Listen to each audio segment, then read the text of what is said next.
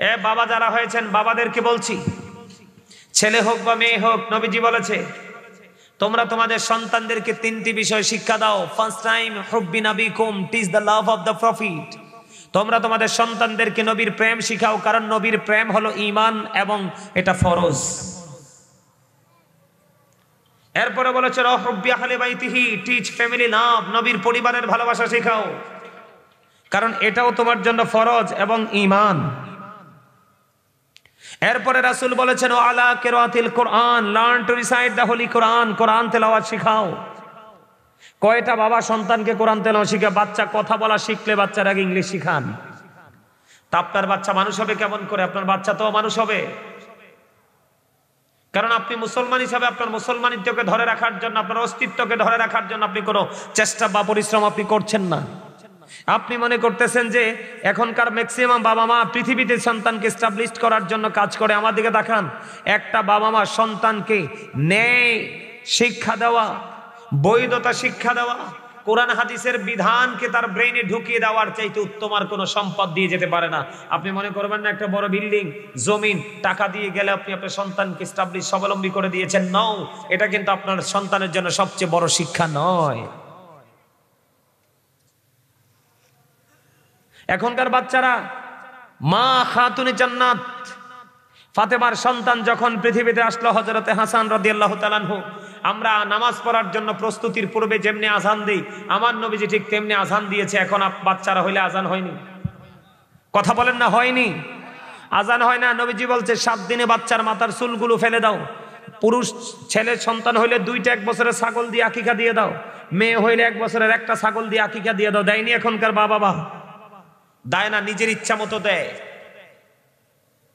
মাকে বলেছে বাচ্চাটাকে 2 বছর দুধ খাওয়াও। কি করো? বাচ্চাটাকে 2 বছর দুধ খাওয়াও। এখনকার অনেক মা আছে, বাচ্চা মার স্তনের দুধে দেখে নাই চোখে। আছে না নাই? কথা বলেন না, আছে না নাই?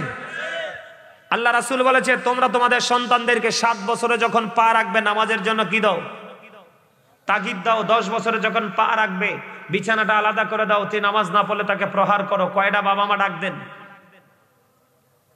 দেন না? দেন নাই? আমার দিকে তাকান। কিন্তু আল্লাহ রাব্বুল আলামিন বলতেছে পবিত্র কালামে হাকিমে, ফি আইয়ি সূরাতিন মা শাআ রাক্কাবাক। আল্লাহ বলতেছে মানুষকে আল্লাহ রাব্বুল আলামিন সুন্দর করে সৃষ্টি করেছে। কি করে? কত সুন্দর! আল্লাহর মন মতো করে, আল্লাহর ইচ্ছে মতো করে। তাহলে সুন্দর না? আল্লাহ বলতেছে আল্লাহ আমাদেরকে আল্লাহর মন মতো, ইচ্ছে মতো করে কি করেছে? সৃষ্টি করেছে। এখন আপনারা আমাকে একটা বলেন তো, একটা উত্তর দেন তো, আমরা কি আল্লাহর মন মতো পথে চলছি? চলি নেই, চলতে পারি না। এই কারণে আল্লাহ রাব্বুল আলামিন আমাদেরকে আল্লাহর ইচ্ছে মতো করে বানাইয়া, মন মতো করে বানাই, আল্লাহ রাব্বুল আলামিন মন মতো একটা রাস্তাও আমাদের জন্য ওপেনিং করে দিয়েছে। কি? মন মতো একটা রাস্তা। সেই রাস্তাটার নাম হলো ইসলাম। নাম কি? এটার নাম কি? ইসলাম। Islam is not only a religion but also complete code of life. ওই ইসলামের মধ্যেই আপনার আমার জন্য পরিপূর্ণ এবং পূর্ণাঙ্গ জীবন ব্যবস্থা আছে। ইসলামের খুঁটি কয়টা?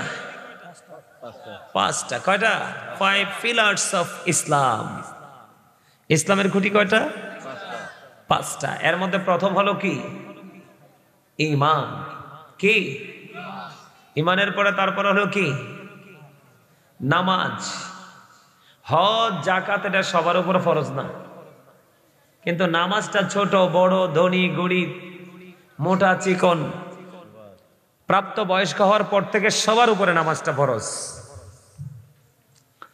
এই নামাজটা কি আমরা পরিপূর্ণভাবে আদায় করি? কথা কন। এই নামাজটা কি আমরা পরিপূর্ণভাবে আদায় করি? করি না। এখন আমরা নামাজ নিয়েও ঠাট্টা মশকরা করি।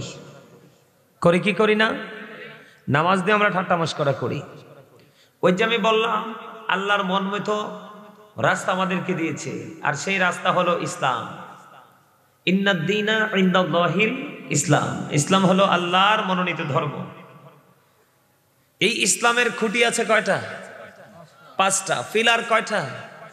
পাঁচটা ফিলার। এর মধ্যে প্রথম ফিলারটা আমাদের ম্যাক্সিমাম লোকের হৃদয়ে আছে, বিশ্বাস। কি বিশ্বাস আমরা করি না? অদৃশ্য বিশ্বাস করি না? অবশ্যই করি। কিন্তু বিশ্বাস করার পরে আপনার আমার সেকেন্ড টাইম যে কাজটাকে বেশি বেশি করতে হবে সেটা হলো নামাজ। সেটা কি? নামাজ। এখন আমরা কি নামাজটা যথাযথভাবে পড়ছি? পড়ছি না। এই নামাজটা যথাযথভাবে না পড়ার কারণেই আমরা আজকে পথভ্রষ্ট, আমরা লাইনচ্যুত হয়ে গেছি। সূরা আনকাবুতের মধ্যে আল্লাহ রাব্বুল আলামিন বলেছেন, ইন্নাস সালাতা তানহা আনিল ফাহশাই ওয়াল মুনকার। আল্লাহ রাব্বুল আলামিন বলে দিয়েছেন, নামাজ মানুষকে সকল অশ্লীল খারাপ কাজ থেকে বাঁচিয়ে রাখে। সুবহানাল্লাহ বলেন না? নামাজ মানুষকে সকল অশ্লীল কাজ থেকে বাঁচিয়ে রাখে। আমরা একদল আছে নামাজ পড়ি না, সেটা হলো এক কথা। সেটা হলো কি?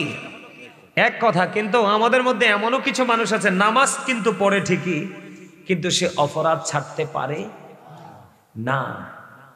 যিনি নামাজ পড়ে না তিনি অপরাধ করাটা স্বাভাবিক, কারণ আল্লাহ বলেছেন নামাজ মানুষকে সকল খারাপ কাজ থেকে বাঁচিয়ে রাখে। কিন্তু যিনি নামাজ পড়ার পরেও যিনি এ খারাপ কাজ ছাড়তে পারে না, তাকে ঘিরে একটা রহস্য আছে কি আছে না? অবশ্যই বলেন, আছে কি আছে না? যদিও নামাজ পড়ে, নামাজ পড়ার পরে অন্যায় অপরাধ সে ছাড়তে পারে না, তার কারণ একটা। যিনি নামাজ পড়ে না তিনি অন্যায় করে, সেটা একটা কারণ। আর যিনি নামাজ পড়ার পরে অপরাধ ছাড়তে পারে না, এটার অনেকগুলো কারণ আছে। এটার কি আছে? অনেকগুলো কারণ আছে। যেমন লা তুকবালু সালাতুম বিগাইরি তুহুর। রাসূল বলেছেন পবিত্রতা ছাড়া ইবাদত কবুল হয় না। পবিত্রতা ছাড়া কি হয় না? ইবাদত কবুল হয় না। আমাদের অপবিত্র অনেক রকম। এক তো হচ্ছে আমরা ভালো করে ওযু বানাইতে পারি না, ওযু বানানোর টেকনিক আমাদের জানা নাই। আরেকটা হলো প্রস্রাব করার পরে যে পবিত্র হতে হয়, এই প্রস্রাব করার পরে পবিত্রতাটা কেমন করে অর্জন করতে হয় সেই টেকনিকও আপনার আমার জানা নাই।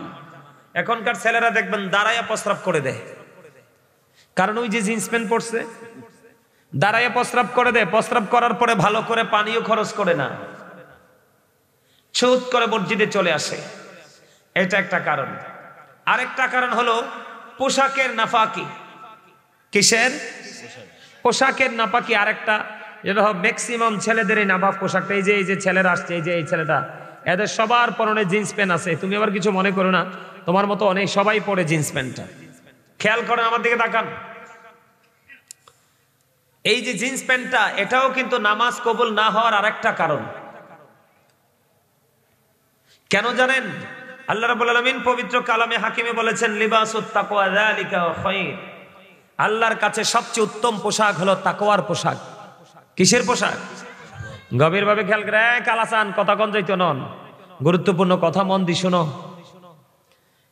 অত্যন্ত গুরুত্বপূর্ণ কথা এটা। কি? আল্লাহর কাছে পছন্দের পোশাক হলো কোনটা? আমার কথাগুলো আপনাদের কাছে খারাপ লাগে? এগুলো তো জানা দরকার আপনাদের। নামাজ নিয়ে ওয়াজ তো সারা জীবনে শোনেন, এক একজন এক এক ভাবে করে, কিন্তু এগুলো আমি মনে করি বর্তমান সময়ে এই বিষয়গুলো আগে আপনাদের জেনে রাখা দরকার। মিফতাহুল জান্নাতিস সালাহ ওয়া মিফতাহুস সালাতিত তুহুর। নামাজ হলো জান্নাতের চাবি, আর নামাজের চাবি হলো পবিত্রতা। বুঝে নেন, নামাজ কিসের চাবি? Prayer is the key to paradise. Prayer is the key to paradise. নামাজ হলো জান্নাতের চাবি, কিন্তু নামাজের চাবি হলো পবিত্রতা। আপনাকে বুঝে নিতে হবে, কন্ডিশন আপনাকে মানতে হবে। আপনি যদি কন্ডিশনগুলো যথাযথভাবে মানতে পারেন, আপনি নামাজ যেদিন এক ওয়াক্ত নামাজ পড়বেন, আপনার মধ্যে বিকট পরিবর্তন চলে আসবে। আরেক ওয়াক্ত পড়বেন, পরিবর্তন চলে আসবে।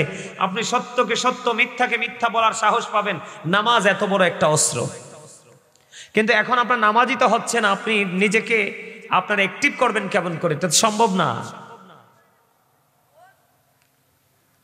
আমার দিকে তাকান, অত্যন্ত গুরুত্বপূর্ণ ভয়ানক তথ্য দেখেন। আল্লাহ কোরআনে বলেছে তাকওয়ার পোশাকটা কি? উপর দিয়ে থাকবে নাভি বরাবর। কি বরাবর? নাভি বরাবর অথবা নাভির উপরে। আবার লুঙ্গি বলেন, প্যান্ট বলেন, পায়জামা বলেন, ট্রাউজার বলেন, জিন্স প্যান্ট বলেন, গ্যাবার্ডিং বলেন, যেটাই পড়েন, উপর দিয়ে নাভি বরাবর, আর নিচের দিক দিয়ে থাকবে টাকনুর উপরে। এই কন্ডিশনে পোশাক পরা একজন ইমানদার পুরুষের জন্য ফরজ। সুবহানাল্লাহ বলেন না। এই কন্ডিশনে নামাজ পড়া একজন ইমানদার পুরুষের জন্য কি? ফরজ। এখন বলো হুজুর আপনি জিন্স প্যান্টটাকে মিন করে কেন কথাটা বললেন? জিন্স প্যান্টটাকে মিন করে কথাটা বলার কারণ হলো, এখন বর্তমানে আপনি লুঙ্গিকেও চাইলে উপরে উঠাইতে পারবেন, ছোট বড় করতে পারবেন, পায়জামাকেও চাইলে ছোট বড় করতে পারবেন, ট্রাউজারকেও চাইলে বটে আপনি ছোট বড় করতে পারবেন। কিন্তু জিন্স প্যান্টটা এত স্মল, এত ছোট, এটাকে আপনি চাইলেও কিন্তু এটাকে আল্লাহ রাব্বুল আলামিন যে লেভেলটা দিয়েছেন, যে সীমারেখা দিয়েছে, আপনি সেই সীমারেখা পর্যন্ত আনতে পারবেন না। এটা আপনি হাজার চেষ্টা করলে উপরে উঠবে। আপনি হয়তো নামাজের সময় নিচে দিয়ে বটে টাকনুর উপরে উঠিয়ে দিবেন, কিন্তু নাভি বরাবর জায়গাটাকে আপনি কন্ট্রোলে কিভাবে আনবেন? কারণ এটাকে আল্লাহর যে বিধান, আল্লাহর যে আইন বরাবর আনা কোনোভাবে সম্ভব না, কারণ এটা জন্ম হয়েছে ছোট্ট হয়ে। কি হয়ে? কথা বলেন, জন্ম হয়েছে কি হয়ে? ছোট্ট হয়ে। কি হয়ে? আমার কথা কি আপনারা বুঝেন? হেদায়েতের জন্য হেদায়াত প্রাপ্ত বান্দা অল্প কিছুই বেটার, আর হেদায়েত শূন্য বান্দা লক্ষ লক্ষ কোটি কোটি হলেও কোনো লাভ নাই। কথা বুঝেন? আগের যুগে মসজিদগুলো কাঁচা ছিল, মুসল্লি ছিল পাকা। এখনকার বাড়ি বাড়ি আঙ্গিনা আঙ্গিনায় মসজিদগুলো পাকা, কিন্তু মুসল্লি যথেষ্ট কাঁচা। আমার কথা আপনারা বুঝতে পারছেন? এবার আসেন, আমার নবী বন্ধু নামাজ পড়ে, আমার নবী মসজিদের মধ্যে অবস্থান করতেছেন। হঠাৎ করে এক ব্যক্তি এসে নামাজের নিয়ত করে ফেললো। আমার নবী ডাক দিয়ে বললেন, তুমি ওযু করে এসো। অথচ যিনি নামাজ পড়তে এসছে তিনি মসজিদে এসে বন্ধু নামাজের নিয়ত বেঁধে ফেলেছে। ঠিক এই মুহূর্তে আপনার আমার প্রাণে নবী ডাক দিয়ে বললেন, তুমি ওযু করে আসো। তিনি ওযু করতে চলে গেলেন। ওযু শেষ করে এসে বন্ধু আবার তিনি নামাজের নিয়ত বেঁধে ফেললেন। আমার আল্লাহ, আমার নবীজি আবার ডাক দিয়ে বললেন, তুমি ওযু করে এসো। তিনি আবার নামাজ ভেঙে ওযু করতে গেলেন। ওযু করে তিনি চলে আসলেন। আসার পরে বন্ধু নাকি আবার বললেন ওযু করার জন্য। কয়েকবার বললেন ওযু করে আসো, একবার, দুইবার, তিনবার।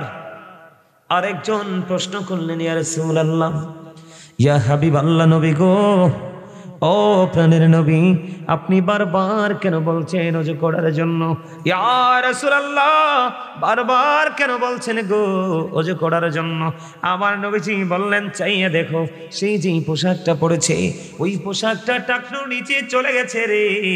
ওই যেই ব্যক্তি অহংকার করে করে টাকনুর নিচে ঝুলিয়ে ঝুলিয়ে পোশাক পরবে, ওই ব্যক্তি ওই পোশাক দিয়ে নামাজ পড়লে কিয়ামত পর্যন্ত নামাজ পড়তে পারবে, সে আল্লাহ পর্যন্ত পৌঁছাতে পারবে না। জোরে জোরে কন্যা নাউজুবিল্লাহ। কথাটা কি বুঝতে পারছেন নি আপনারা? আমার বুঝতে পারছেন? হাজার চেষ্টা করলেও বন্ধু আপনি কি করতে পারবেন না। আমার আল্লাহর হুকুম যদি না মানেন, আমার আল্লাহর অর্ডার যদি আপনি না মানেন, হাজার চেষ্টা করলেও আপনি ওই নামাজ দিয়ে কোনো ফায়দা নিতে পারবেন না। অথচ আল্লাহর হাবিব সরকারে মদিনা তিনি বলে দিয়েছেন, সালাতুল খামস ওয়াল জুমআতু ইলাল জুমআ ওয়া রমাদানু ইলা রমাদান মুকাফফিরাতুল লিমা বাইনাহুন্না ইযা তুনিবাতিল কাবাইর। জোরে জোরে কন্না আল্লাহু আকবার। আরো জোরে বলেন আল্লাহু আকবার। হাদিস শরীফের মধ্যে এসেছে, আল্লাহর হুকুমকে উপেক্ষা করে, আল্লাহর হুকুমকে অমান্য করে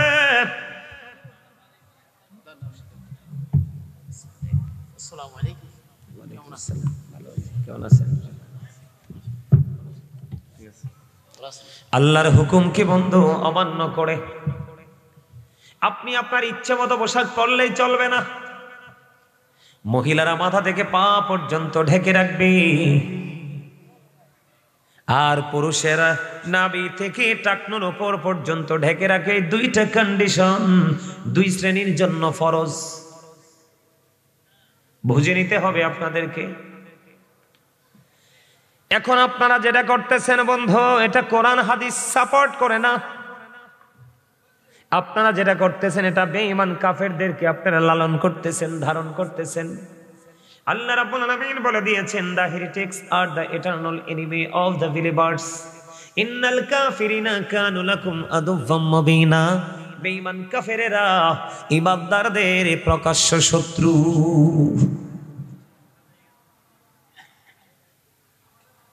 কথাকে বুঝতে পারেন আপনারা আমার কথা? আরো জোরে বলেন। আমার নবী বলেন সালাতুল খামস, 5 ওয়াক্ত নামাজ, ওয়াল জুমাতু ইলাল জুমআ, এক জুমা থেকে আরেক জুমা, ওয়া রমাদানু ইলা রমাদান, এক রমজান থেকে আরেক রমজান পর্যন্ত। সবচেয়ে মজার জায়গা, আমার দিকে তাকান। আপনি যদি 5 ওয়াক্ত নামাজ পড়েন, আপনি যদি ফজরের নামাজের পরে জোহর পর্যন্ত গ্যাপ আছে না নাই? জোহরের পর থেকে আসর এমনি করে করে 5 ওয়াক্ত নামাজের মধ্যে যে গ্যাপ আছে, আপনি যদি যথাযথভাবে বন্ধু 5 ওয়াক্ত নামাজ পড়তে পারেন, এই গ্যাপের যে ছোট ছোট গুনাহ হবে, ওই গুনাহগুলোর কাফারা হয়ে যাবে আগে পরের নামাজ। জোরে বলেন না সুবহানাল্লাহ। একটা জুমা থেকে আর একটা জুমা পর্যন্ত, একটা জুমা থেকে আরেকটা জুমার মধ্যে 1 সপ্তাহ গ্যাপ আছে না নাই? একটা জুমা থেকে আরেকটা জুমা পর্যন্ত 1 সপ্তাহের গ্যাপ আছে। এই জুমাটা যদি আপনি ঠিক মতো আদায় করতে পারেন, ওই জুমাটা আদায় করবেন। ঠিক মতো আদায় করার মানেটা কি বন্ধু? আমার দিকে তাকান। আল্লাহর হাবিব জানিয়ে দিয়েছে, কেউ যদি জুম্মার দিনে সবার আগে মসজিদে যায় এবং সবার পরে যদি তিনি মসজিদ থেকে বের হয়ে, আপনার আমার প্রাণে নবী জানিয়ে দিয়েছেন, সে মসজিদ থেকে বের হয়ে যখন বাড়ির দিকে রওনা দিবে রে, তার বাড়ি যাইতে যত সময় লাগবে, বাড়ি যাইতে যতগুলো কদম লাগবে রে, প্রত্যেকটা কদমের বিনিময়ে তার আমলনামায় 1 বছরের নফল ইবাদতের সওয়াব দেয়া হবে। এখনকার মুসল্লিরা কি মসজিদে সবার আগে যায় না পড়ে যায়? এটা মুসল্লি ডিজিটাল হয়ে গেছে, ঠিক কিনা বলায়? এই ডিজিটাল কায়দায় নামাজ পড়লে লাভ হবে না। এই নামাজ দিয়ে বন্ধু আল্লাহ পর্যন্ত পৌঁছাতে পারবেন না। কারণ আল্লাহ বলেছেন, আল্লাযীনা আমানু ওয়া কানু ইয়াত্তাকুন লাহুমুল বুশরা ফিল হায়াতিদ দুনিয়া ওয়া ফিল আখিরাহ।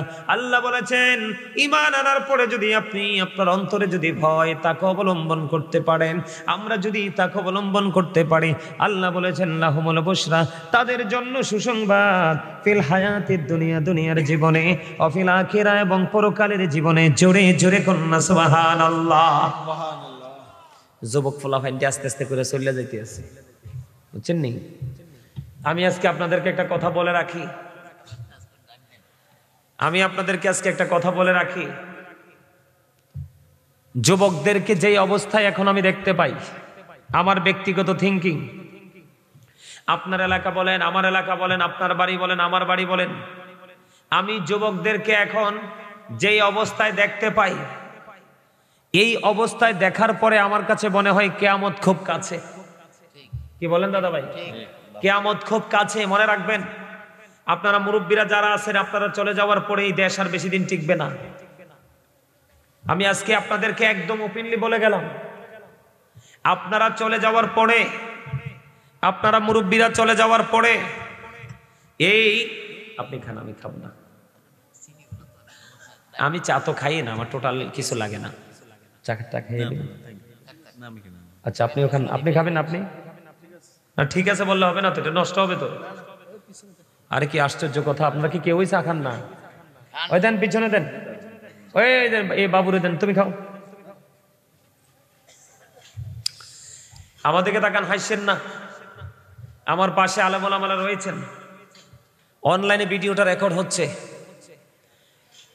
আপনারা এটা ফিল করতে পারেন কিনা জানি না, আপনাদের যুবকের, আপনাদের সন্তানেরা ধ্বংস হয়ে গেছে, নষ্ট হয়ে গেছে, পথভ্রষ্ট হয়ে গেছে। তারা জীবন্ত অবস্থায় তারা জাহান্নামের মধ্যে দাঁড়িয়ে আছে। এটা আপনারা ফিল করতে পারেন না, পারবেন দুটো চোখ খাটার পরে। এই আমার দিকে তাকান, নামাজের আওয়াজটা একটু রেখে দিলাম। আপনার ছেলের মাথার যে চুল কাটছে, আপনি বাবা হিসাবে আপনি কি একবার বলছেন যে তুই কোন স্টাইলে চুল কাটছস? এটা পুরোটাই ইহুদিদের স্টাইল। আপনি কোন সেলুনে গিয়ে দেখেন কোন মুসলমানের বাচ্চার ছবি নাই, কোন ইমানদারের ছবি নাই, ডিসপ্লেতে যা আছে সবকিছু বেঈমান কাফেরের। অথচ আল্লাহ বলেছেন বেঈমান কাফেরেরা মুসলমানের প্রকাশ্য দুশমন, প্রকাশ্য শত্রু। আপনার ছেলে স্টাইলিস্ট ভাবে দাড়ি রেখেছে, দাড়ি হচ্ছে আমার নবীর সুন্নাত, আপনার পোশাক যাবে না লগে, কিন্তু দাড়িটা যাবে সাথে।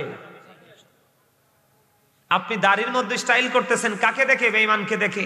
আপনি তো বুঝেন না, আপনি এতটাই স্টুপিড, আপনি এতটাই বোকা, আপনি বুঝেন না আপনার সবকিছুকে নিয়ে বেঈমানেরা কি করতেছে? তামাশা করতেছে, ঠাট্টা করতেছে, কিন্তু আপনি ঠাট্টার জিনিসটাকে সিরিয়াসলি আপনার মধ্যে এটাকে প্রতিষ্ঠিত করে দিচ্ছেন।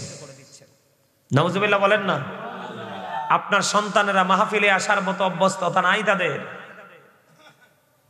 এই বছরের পরে আগামী বছর দেখবেন তারা আরো দূরে চলে যাবে, আরো দূরে চলে যাবে, আর এটাই হলো কিয়ামতের আলামত। আপনার এই মুসলিম জাতি ধ্বংস হওয়ার জন্য এটাই যথেষ্ট, আর কিছু দরকার নাই। পাশের দেশ দেখেন হিন্দুস্তান, আমাদেরকে হত্যা করার জন্য তাদের বাচ্চাদেরকে ট্রেনিং দিচ্ছে, আর আমার দেশের মুসলমান প্রতিহত করবে তো থাক দূরের কথা, আরে মাইর খাওয়ার কায়দাটাও তো জানবে না, যে মাইরটা কেমন করে খাইলে খাওয়া হবে এটাও জানে না। আদব কায়দা একেবারে নাই, কারণ ইসলাম এখনকার যুবকদের কাছে নাই। মাথা থেকে পা পর্যন্ত, সকাল থেকে বিকেল পর্যন্ত, এক মাস থেকে আরেক মাস পর্যন্ত প্রত্যেকটা সেক্টর ইহুদিদের যায়, ইহুদিদের সংস্কৃতিতে একেবারে পরিপূর্ণ করে দিছে। নামাজও যে পড়তে যায়, নামাজ পড়তে গেলে তাদের স্টাইল দেখলে অবাক হয়ে যায়। তাদের স্টাইল দেখলে, নামাজ পড়তে গেলে তাদের স্টাইল দেখলে অবাক হয়ে যায়। এমন প্যান্ট পরে যায় যেই প্যান্ট ইসলাম এলাও করে না, এমন পোশাক পরে যায় যেটা ইসলাম এলাও করে না, একবারে টকটকে লাল পাঞ্জাবি পরে যায়, মনে নৌশা সেজেছে। অথচ হাদিস শরীফের মধ্যে সে ইমানদার পুরুষের জন্য একবারে টকটকে লাল জামা পরা মাকরুহ, তাহরিমে হারামের অন্তর্ভুক্ত। এক লোক আমার নবীকে একবার সালাম দিয়েছে, নবীজি সালামের জবাব দেয় নাই। দুইবার সালাম দিয়েছে, নবীজি তার সালামের জবাব দেয় নাই। তার কারণ সে লাল জামা পড়েছে, একেবারে নিখুঁত লাল পড়েছে। নাউজুবিল্লাহ বলেন না। আপনার সন্তান কি সেটা জানে? জানে না। আপনার সন্তান আংটি দেয়, আংটি, স্বর্ণের আংটি, গলায় চেইন দেয়। সাহাবীদের কেমন আদব ছিল নবীর প্রতি দেখেন।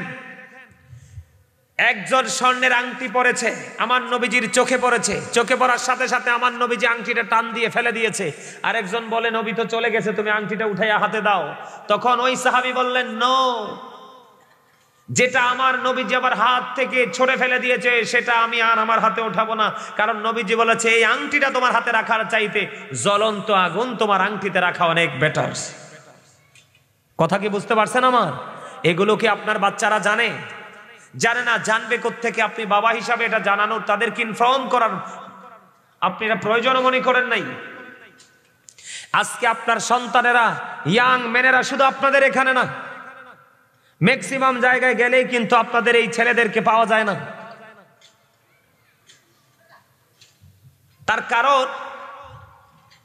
তার কারণ হলো আল্লাহ রাসূল বলেছেন আদিবু আওলাদাকুম আলা সালাতি খিসালিন হুব্বি নবীকুম ওয়া হুব্বি আহলি বাইতিহি ওয়া আলা কিরাতিল কুরআন।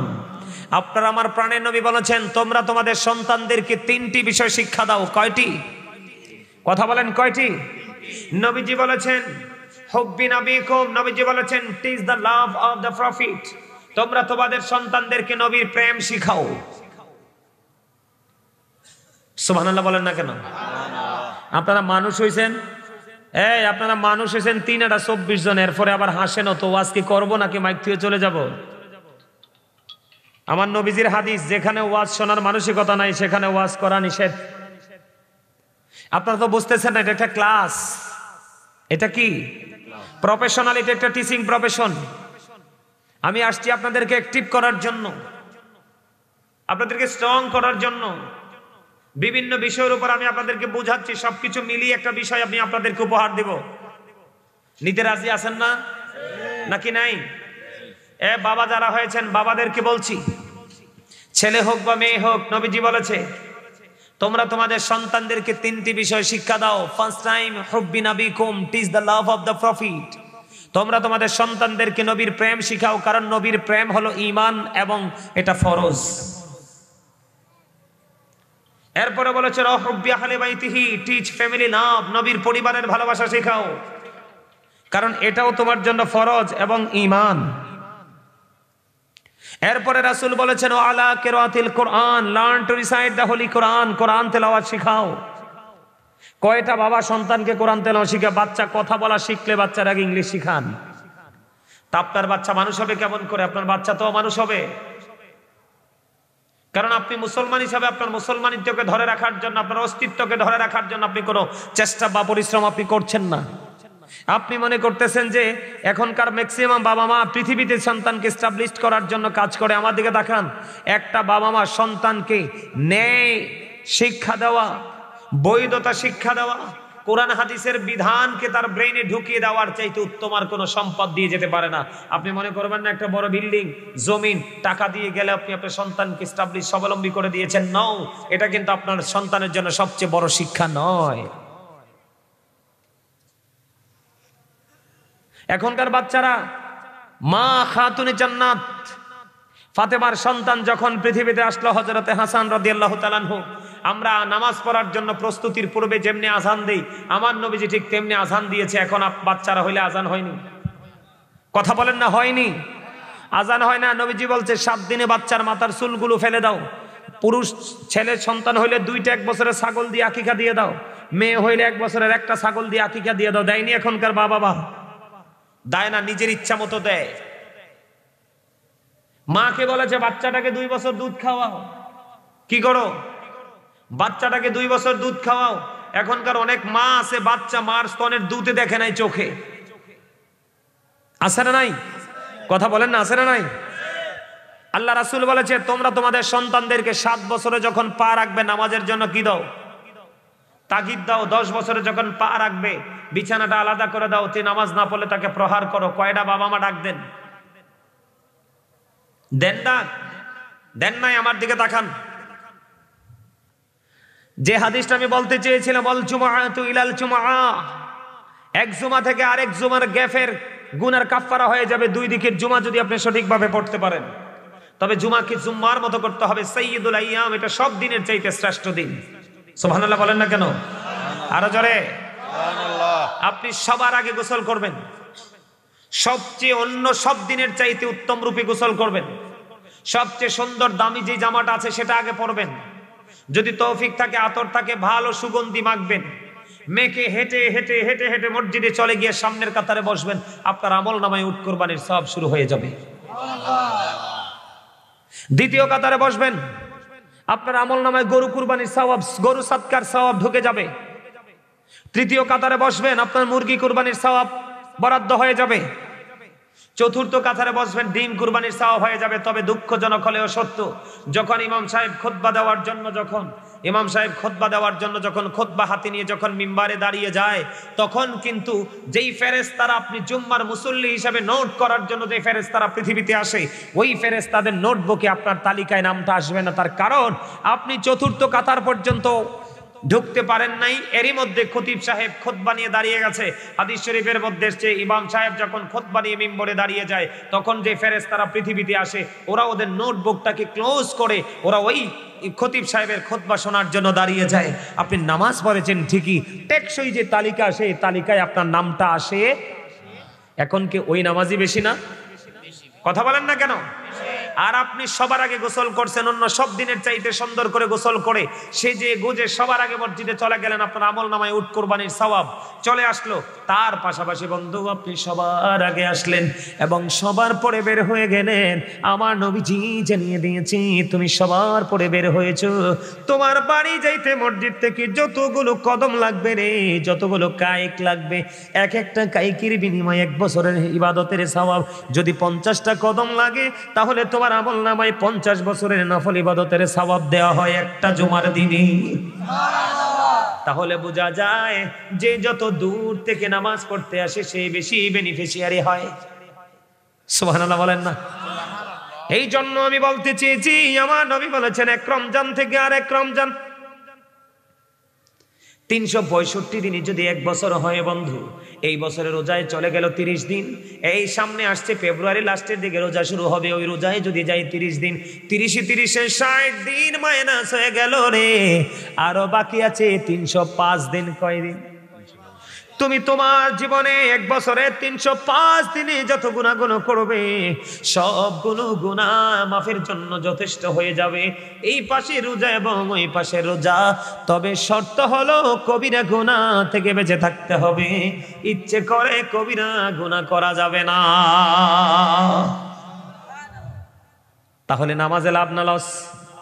হাদিস শরীফের মধ্যে এসেছে আপনারা আমার প্রাণের নবী, ও বন্ধু আপনারা আমার প্রাণের নবী, তিনি বলে দিয়েছে তোমার বাড়ির আঙিনায় যদি কোনো পুকুর থাকে, কোনো নদী থাকে, কোনো জলাশয় থাকে, তুমি যদি দৈনিক 5 বার গোসল করো তোমার শরীরে কোনো ময়লা থাকবে না। আপনি যদি দৈনিক 5 বার গোসল করেন শরীরে ময়লা বা দুর্গন্ধ কিছু থাকবে না।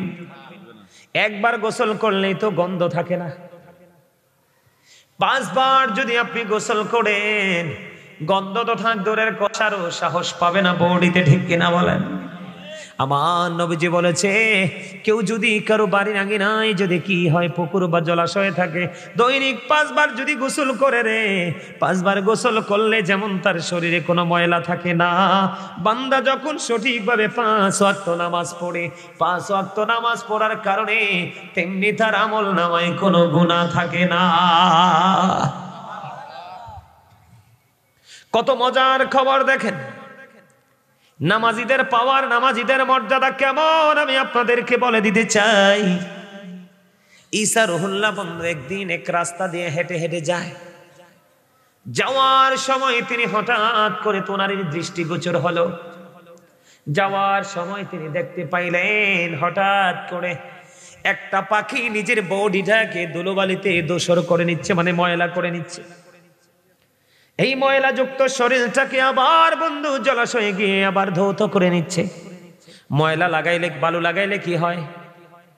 ময়লা হয়, গোসল করলে ময়লা দূর হয়ে যায়। এমনি করে করে একবার গায়ের মধ্যে ময়লা লাগায়, আরেকবার বন্ধু ধুলাবালি লাগায়, এমনি করে করে একবার পরিষ্কার করে একবার লাগায়। ঈসা রুহুল্লাহ দাঁড়ায় দাঁড়ায় চিন্তা করতেছে এই কি আশ্চর্য ঘটনা, এটা আবার কি, কেন এটা কেন হয়, কেন হয়? এবার আল্লাহ রাব্বুল আলামিনের পক্ষ থেকে ঈসা রুহুল্লাহকে জানিয়ে দেওয়া হলো, ওগো ঈসা, এটা হলো আল্লাহর প্রিয় হাবিব, হাবিবুল্লাহর উম্মতের নিদর্শন। ওই যে পাখি ধুলাবালি লাগাচ্ছে তার বডিতে, এটা হলো আখির নবীর উম্মতের গুনাহ। আর ওই যে পানিতে গিয়ে যে সে গোসল করতেছে এটা হলো তার নামাজ। তার মানে সে যখন গুনাহ করবে রে, গুনাহ করার পরে যখন সে নামাজে দাঁড়িয়ে যাবে, আমার আল্লাহ খুশি হয়ে তার জীবনের গুনাহগুলি মাফ করে দিবে। জোরে জোরে কন্যা সুবহানাল্লাহ।